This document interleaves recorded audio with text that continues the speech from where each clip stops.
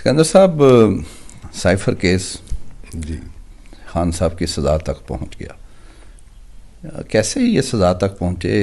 آپ بڑے ماشاءاللہ منجے ہوئے وکیل ہیں. یہ سزا تک پہنچنے سے پہلے میں آپ کو ایک بات بتا دوں کہ جس طریقے سے آئین کی اور فوجداری نظام کی بے توقیری کی گئی، تو ڈر یہ ہے کہ کل کو یہ ان کے آنسو نہ بن جائیں جو ان عدالتوں کے رکھوالے ہیں. تو اس ہوا کیا تھا یہ سارا کچھ تو شارٹلی کہ اس میں ہوا کیا کہ بس عجلت میں کچھ کیا گیا اور ضابطہ فوجداری کو ہاتھیوں کے پیروں کے تلے روندا گیا. اس طرح سے یہ معاملہ ہوا. اور مختصر یہ ہے کہ انسان ہوں، لوگ بیمار ہو جاتے ہیں. ایک درخواست دی ایک دن کی رخصت کے لیے، اور اس کا فائدہ اٹھاتے ہوئے رات کے 12 بجے تک عدالتیں لگا کر اور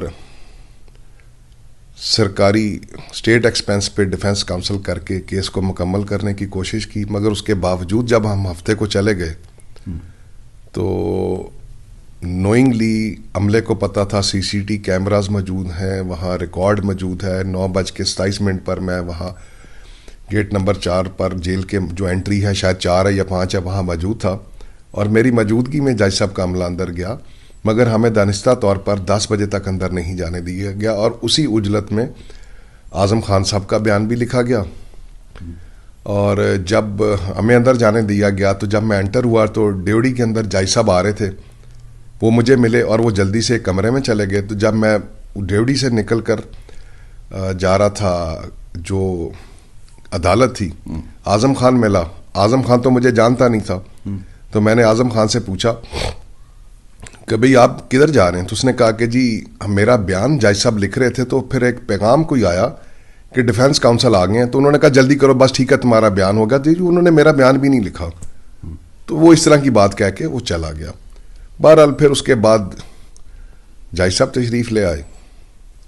کچھ ہم نے ان سے درخواست دی کہ جی اعظم خان کو بلایا جائے، اور آپ کو پتا تھا کہ ہم آ گئے ہیں، تو آپ نے ایسا کیوں کیا؟ بہرحال اس کے بعد ہم نے عدم اعتماد کی اپلیکیشن موو کی، اس پر بحث ہوئی. 2 بجے تک وہ بحث چلی. زبانی انہوں نے اس کا آرڈر سنایا کہ میں یہ درخواست خارج کرتا ہوں، تو باقی پروسیڈنگ تھوڑی دیر میں کرتے ہیں، آپ انتظار کیجئے. وہ یہ کہہ کر عدالت سے چلے گئے اور ہم انتظار کرتے رہے. تھوڑی دیر بعد دوسری عدالت لگی، جج بشیر صاحب والی. تو وہ پروسیڈنگ چلتی رہی، ہم انتظار کرتے رہے اپنے جج کا. تو پھر اندھیرا ہونا شروع ہو گیا. پھر تھوڑی سی ہمیں بھی ہوئی پریشانی کہ جج صاحب کیوں نہیں آ رہے، یہ کیس کیوں نہیں چل رہا. تو پھر جانچ پھٹک کے بعد پتہ لگا کہ جج صاحب ایک چھپ کر ڈیزگنیٹڈ کورٹ کے علاوہ جو ہائی کورٹ نے کہا تھا کہ اوپن ٹرائل ہوگا، وہ 2 بندوں کو لے کر اور گواہوں کو لے کر ایک چھوٹے سے کمرے میں عدالت لگا کر بیٹھے ہوئے تھے. بہرحال ہم وہاں پہنچ گئے.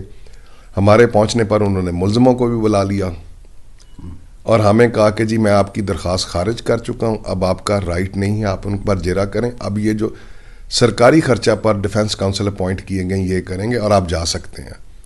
وہ مجھے پھر وہاں وہ مثال یاد آئی کہ وہ جو کھڑک سنگھ نے ایک قتل کے مقدمہ میں ملزمان کے وکیل صفائی کو بھی سزا دے دی تھی، تو وہاں مجھے غنیمت لگی کہ مجھے انہوں نے کہا کہ آپ جا سکتے ہیں. تو مجھے تو خدشہ یہ کھڑک سنگھ والا پیدا ہوا تھا کہ شاید ہمیں بھی ساتھ سزا ہو جائے گی. اچھا، جب آپ بلاخر کوشش کے بعد اسی روز اجازت مل گئی اندر جانے کی؟ نہیں، اجازت ایسے نہیں ہوئی کہ انہوں نے جمعے کو اجلت کو رات کو 8 بجے سرکاری خرچہ پر اسٹیٹ کاؤنسل اپوائنٹ کر دیے. تو باوجود اس کے کہ میری 1 دن کی ایڈجرنمنٹ کی اپلیکیشن تھی ود میڈیکل، تو اینی ہاؤ انہوں نے دوسرے دن میرا انتظار کیا، جبکہ میں نے سیٹرڈے کی ریکویسٹ کی تھی. تو سیٹرڈے کو انہوں نے 3 بجے تک میرا انتظار کیا، اور جبکہ میری اپلیکیشن وہاں موجود تھی کہ میں منڈے کو آ جاؤں گا.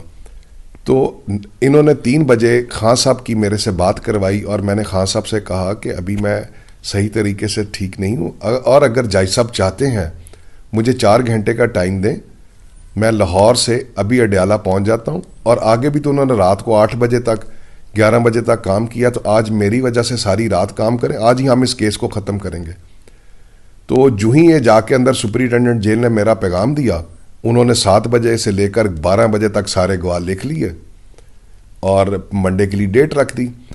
منڈے کو میں 9:27 پر پہنچ جاتا ہوں اور مجھے دانستہ طور پر باہر روکا گیا کہ آپ 10 بجے سے پہلے نہیں جائیں گے. پھر 10:00 پر شاہ محمود صاحب کی صاحبزادی جو اس وقت جیل کے اندر تھیں وہ گیٹ پر آئیں اور انہوں نے آ کر بڑی پریشانی سے کہا کہ سر آپ باہر کھڑے ہیں, اندر تو جرا چل رہی ہے, اندر تو گواہ ہو رہے ہیں.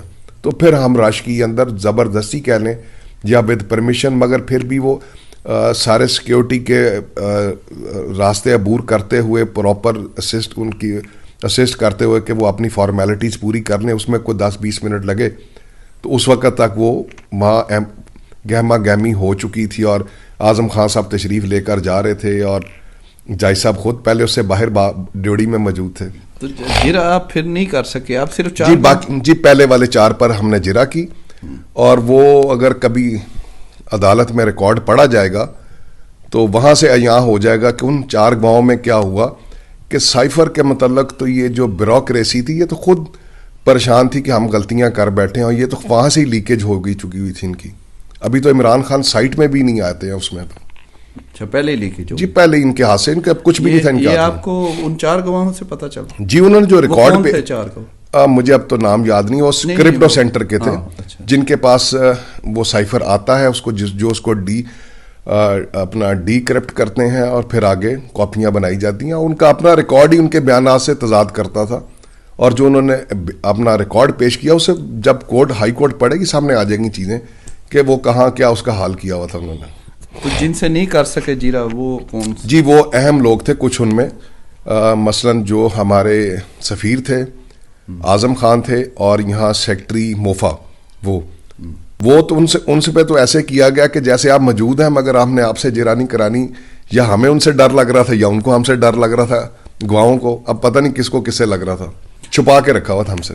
تو کیا انہوں نے جو بیانات کیا دیے, سیکٹری خارجہ نے کیا کہا, اعظم خان نے کیا کہا؟ جی ہاں, سائفر اس میں ایک انٹرسٹنگ جو ہم نے بیان نہیں بھی جرا نہیں بھی کی نا, اس کے علاوہ جو سیکٹری موفا کے سیکٹری آئے انہوں نے جو اپنا کورٹ میں بیان ریکارڈ کروایا اس میں انہوں نے کہا کہ 27 تاریخ کو ایک ان شیڈیولڈ میٹنگ ہوئی, میں وہاں گیا, وہاں کچھ لوگ موجود تھے, مثلا فارن منسٹر تھے, ایس پی ایم تھا, پرائم منسٹر تھا. تو مجھے انہوں نے سائفر دیا کہ یہ پڑھیں, میں نے پڑھا اور اس کے بعد وہ میں سائفر ساتھ لے آیا. پروسیکیوشن کے اپنے پیش کردہ ریکارڈ میں اس سائفر وہ جو انہوں نے وہاں دیا گیا اور وہ جو واپس لے آئے اس کی واپسی کا کوئی ریکارڈ نہیں ہے جو فارن سیکٹری ساتھ لے آئے, اور وہ وہی کاپی تھی جو اعظم خان نے اس وقت 27 کی میٹنگ میں ان کو دی اور وہ جیب میں ڈال کر لے آئے. اچھا, جو کہتے ہیں کاپی گم گئی وہ تھی, وہ میرے خیال سے وہ تھی, کیونکہ اس کا ریکارڈ جو پروسیکیوشن کا, میں تو پروسیکیوشن کے کاغذوں کی بات کر رہا ہوں جو انہوں نے پیش کیا خود منور کر کے, اس کا ریکارڈ نہیں ہے اس کے اندر. اچھا خان صاحب خود کیا کہتے ہیں, وہ سائفر کہاں گیا ان کے پاس, اور جو انہوں نے لہرایا تھا جلسے میں وہ کیا تھا؟ لہرانے والی جو بات ہے وہ ایک ٹکڑا تھا, اور سائفر کے کبھی اوریجنل کانٹینٹس کبھی بھی خان صاحب نے نہ پڑھے نہ دیکھے. صرف سیکٹری موفا نے ان کو بریفنگ کی تھی کہ جی اس میں ایسا یہ لکھا ہوا, یہ کہا گیا, اور اسی طرح ایس پی ایم نے ان کو بریفنگ کی تھی. انہوں نے خود کبھی اپنی آنکھوں سے نہ کبھی پڑھے, کیونکہ وہ تو ان کے لیے تھا ہی نہیں, وہ تو ایس پی ایم کے پاس تھا. تو خان صاحب نے ویسے آپ کو کیا کوئی بات اس کے متعلق کوئی خاص بتائی ہو؟ خاص بات یہ بتائی تھی کہ جب یہ فارن منسٹر کو اس سائفر کا پتہ لگتا ہے کہ ایسی کوئی بات ہے جس میں پاکستان کی انٹیگریٹی کو چیلنج کیا گیا ہے, تو انہوں نے آ کے خان صاحب سے ذکر کیا اس کا. تو اس پر انہوں نے بلایا ان سب کو, آرمی چیف کو بلایا, قمر باجوہ صاحب کو, اور ان کو دکھایا کہ یہ دیکھیے. اس پر قمر باجوہ صاحب کا فرسٹ ریئیکشن تھا کہ اس پر فوراً نیشنل سیکیورٹی کی کانفرنس بلائی جائے اور اس پر ڈیمارچ کیا جائے, اور اس وقت انہوں نے بازور ان کو کہا کہ جی اس پر ڈیمارچ کیا. اور پھر اس کے بعد آپ کو بھی پتہ ہے کہ ڈیمارچ ہوا. ڈیمارچ جو ہوتا ہے وہ ایک ان ڈپلومیٹک لینگویج ہوتا ہے جو کہ سخت الفاظ میں کسی کا جواب دیا جاتا ہے. پھر بھی وہ کاغذ کا ٹکڑا وہ لہرانا کوئی ضروری تھا؟ خان صاحب سے یہ غلطی نہیں؟ یہ غلطی نہیں ہے. دیکھیے نہ تو وہ سائفر تھا کیونکہ خان صاحب کے تو ہاتھ میں کبھی تھمایا ہی نہیں گیا, نمبر 1.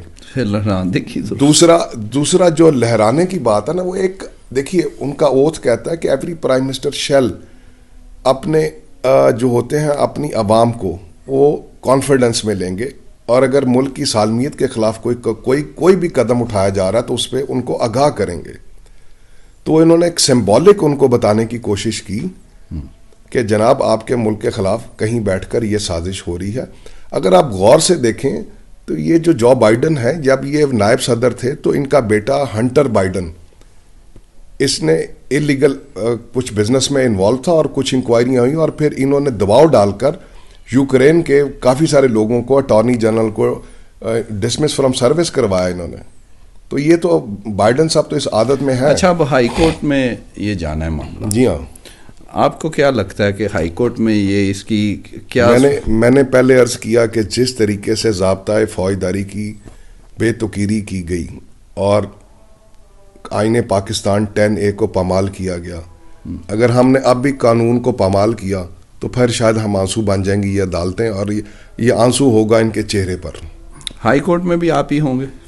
امید تو یہ ہے, پوری ٹیم کے ساتھ ہوں گے. آپ نے فری کیا کیس؟ نہیں, فری والی بات نہیں. دیکھیے, نہ میں کبھی پی ٹی آئی کا ورکر ہوں, میں ایک پروفیشنل لائر ہوں, تو میری انہوں نے سروسز لیں, اور ہاں جس طریقے کا سائفر کا لیول تھا ہو سکتا ہے کہ میں نے اس طریقے سے فیس نہ لی ہو. آپ کو اصل اس کا ذمہ دار کون لگتا ہے یہ سائفر والے معاملے؟ بیوروکریسی اور کچھ اور ایلیمنٹ ہیں جو آپ کے سامنے اب کار فرما ہیں. بیوروکریسی یعنی اعظم خان, اور یہ ان کی کیا غلطی ہے؟ انہوں نے کیا کیا اعظم خان؟ دیکھیے, پرائم منسٹر اپنے دفتر کے کاغذ اپنے بریف کیس یا جیب میں ڈھوا کر نہیں پھرتا. یہ ایس پی ایم جو ہوتا ہے, یہ اس کی ڈیوٹی ہوتی ہے to keep the record and custody اس کے پاس ہوتی ہے. وہ وعدہ معاف بن گئے؟ نہیں, وعدہ معاف نہیں بنا وہ. میری نظر میں وہ ملزم ہی تھا. اب گواہ کس طرح بنا؟ اگر ہم جرا کرتے تو پھر بتاتے کہ وہ گواہ بھی نہیں تھا. اس لیے آپ کو جرا نہیں کرنے دی گئی؟ اس لیے نہیں میں کہہ سکتا, وہ اجلت نے نہیں ان کو کرنے دی. شاید ہمارے جیسے لوگوں کا بھی ان گواہوں کو خوف تھا کہ پتہ نہیں کوئی سچ نہ سامنے آ جائے. کتنی پیشیوں میں آپ کو لگتا ہے یہ ہائی کورٹ اس کو کر دے گی؟